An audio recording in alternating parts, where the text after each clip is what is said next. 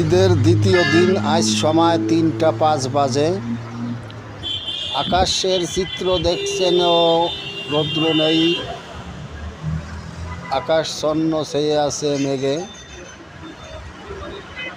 রোডঘাট ফাঁকা দেখা যাচ্ছে, কিছু পথচারী হাঁটছে, নির্বিঘ্নে ভাবছে হয়তো বৃষ্টি আসতে পারে।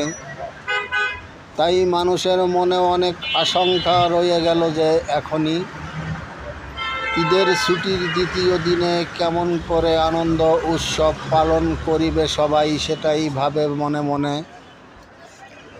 রাস্তাঘাটে বাহির হইতে সাহস পাইতেছে না ঈদের ছুটির দিনে।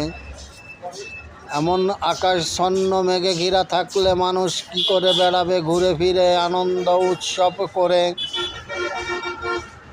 এটাই তো ভাবছে সাধারণ মানুষ মনে মনে।